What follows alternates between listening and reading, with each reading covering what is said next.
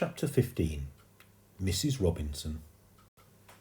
Jeremy James had never seen so many books.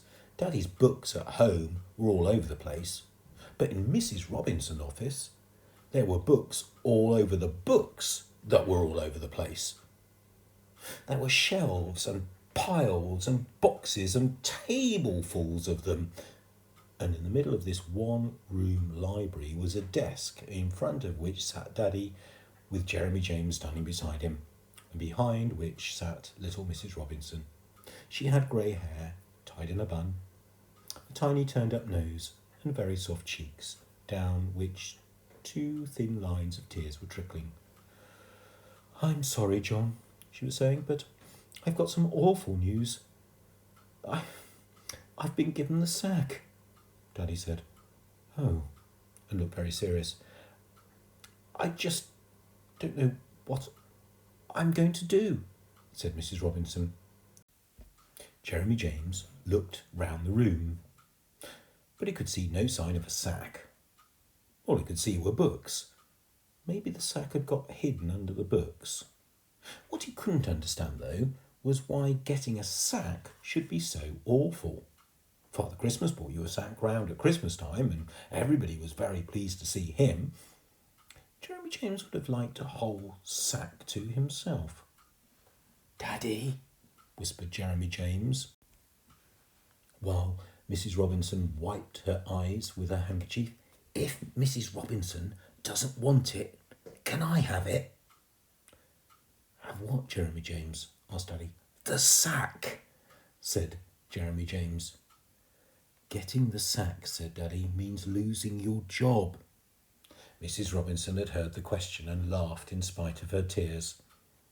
"I'm sorry, Fiona," said Daddy, "but I suppose it is a funny expression." "Do you think it was a sack full of toys, Jeremy James?" asked Mrs. Robinson. "Yes," said Jeremy James. "Well, I wish it was," said Mrs. Robinson, "and then I'd give it to you with pleasure." She explained to Daddy that the company had been taken over by another company and that the new owners had already had someone, a much younger person, to do her job, and so they didn't need her anymore. She'd been given a month's notice and would be able to finish her work on Daddy's book, but then she'd have to find another job.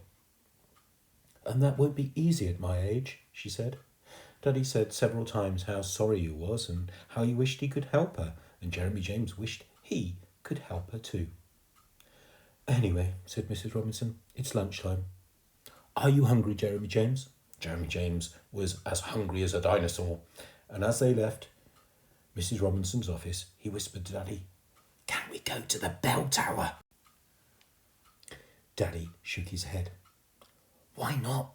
whispered Jeremy James. "Because we're going somewhere else," whispered Daddy. The 3 of them walked down Welbeck Street, turned left, turned right, turned left again, and... "Oh, look!" cried Jeremy James. "It's our hotel." Jeremy James was quite pleased to see the hotel again, until he remembered something. "But they've only got rolls and marmalade," he said. "Don't worry, we're not going there for lunch," said Mrs. Robinson. The place where they did go for lunch was full of gold dragons and lanterns and beautiful wiggly lamps. What it didn't seem to have was a cabinet full of mousses, puddings, pies, etc. And it turned out that they didn't have chicken and chips or Willie's Gallop either. What they did have, though, was delicious bowls of rice with all kinds of things in it. There were pieces of chicken, egg, various vegetables, shrimps, and green bits, red bits, and yellow bits. Each mouthful tasted different, and although it was a pity there weren't any chips, and there weren't any sausages, roux mushes and bacon either, it was certainly the best meal Jeremy James had eaten since last night's dinner at the Campanile. Every so often during the meal, Jeremy James noticed Mrs. Robinson wiping a tear from her eye, and his mind would wander from his bowl to her sack. If only he could find her a job. Then she wouldn't have to be yet another of those unhappy London people. But how did people get jobs? The policeman had said that the police force needed bright lads, but Mrs. Robinson wasn't a lad. Besides, he'd said that Jeremy James would have to grow up first or the helmet wouldn't fit him, and little Mrs. Robinson certainly hadn't grown up enough for the helmet to fit her.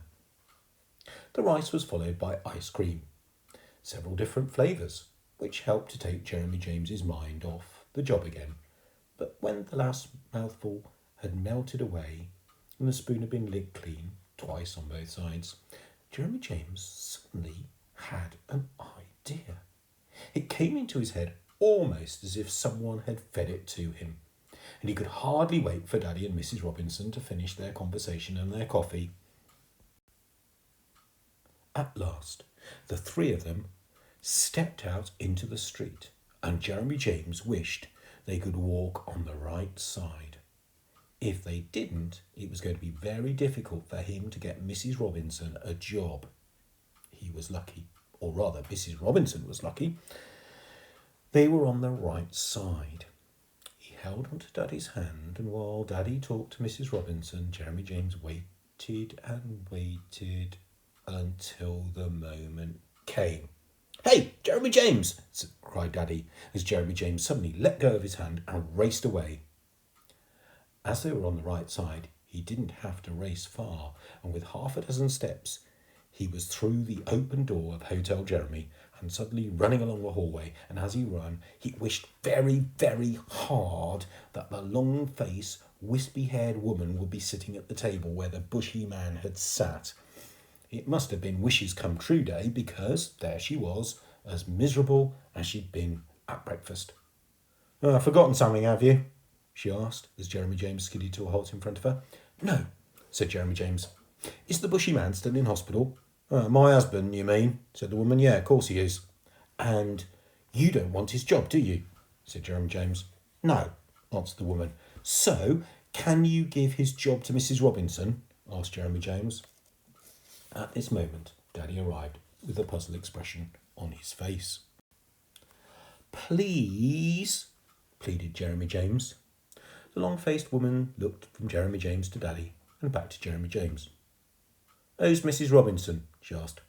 "She's the lady with the sack," said Jeremy James. What's going on?" asked Daddy. "Well," said the woman, "your little boy's just asked me to give my job to Mrs. Robinson, who's the lady with the sack." Daddy looked long and hard at Jeremy James and suddenly burst out laughing. He quickly explained to the long-faced woman all about Mrs. Robinson's sack, and then something quite extraordinary happened. The woman's long face became shorter and wider, and the droopy corners of her mouth began to go up instead of down, and her eyes, which had been as dull as rolls and marmalade, became as shiny as fried eggs. Then her lids opened, and out came a laugh even louder than Daddy's. Jeremy James had never seen a face change so quickly. It was like the sun coming out from behind a cloud. "Come on, Jeremy James," said Daddy. "Poor Mrs. Robinson will be wondering what's happened." "But she hasn't got the job yet," said Jeremy James. "Please, can she have the job, please?" The shorter and wider-faced woman reached across the table and ruffled Jeremy James's hair. "Course she can have it," she said, "but only if she wants it." "Thank you," said Jeremy James, and danced out of Hotel Jeremy, leaving the woman sitting back in her chair, shaking her head and smiling. But Mrs. Robinson didn't want the job. She had a little cry when Daddy told her what had happened, and Daddy had to explain to Jeremy James that Mrs. Robinson wanted to do book work and not hotel work. "She could put all her books in the hotel," said Jeremy James. "She'd have more room for them there." "Well, that's true," said Daddy, "but she wouldn't have time to read them." Mrs. Robinson had dried her eyes and crouched down beside Jeremy James. "Thank you very, very much, Jeremy James," she said. "I'll never forget what you've done for me, and I feel a lot better knowing there is a job here if I want it." Jeremy James was pleased that she felt better, though it still seemed to him that working in the hotel could be a lot of fun. You could talk to people on the telephone for one thing, and for another, you could make sure that everybody had eggs and bacon and sausages and roux mushes for their breakfast. It had been Mrs. Robinson. If he'd been Mrs. Robinson, he'd have taken the job straight away. But even though Mrs. Robinson was very small, she was a grown-up, and grown-ups can be as strange as dinosaurs. We'd better tell the lady that Mrs. Robinson doesn't want the job, he said rather sadly. I think, said Daddy, the lady already knows. When they got back to Welbeck Street, Mrs. Robinson asked them to come to her office. There, she went to a pile of books, behind another pile of books, beside a box of books, under a table of books, and pulled out a book. It was a very big book. This, Jeremy James, she said, is for you. She handed it over to him, and on the front cover was a picture that he recognised immediately. It's Dippy-Dopus, he cried. Look, Daddy, it's Dippy-Dopus. Thank you very, very much, Mrs. Robinson. He gave Mrs. Robinson an even bigger kiss than he'd given to the policewoman, and when he'd kissed her, he noticed that she was smiling. Like the long-faced woman, she suddenly seemed brighter and sunnier. Daddy and Jeremy James said goodbye to Mrs. Robinson and went into the street. Jeremy James was holding his big book of dinosaurs under one arm, and with his other hand was in Daddy's. London people are not happy, said Jeremy James, as they walked towards the car park, but they could be happy if they did more smiling.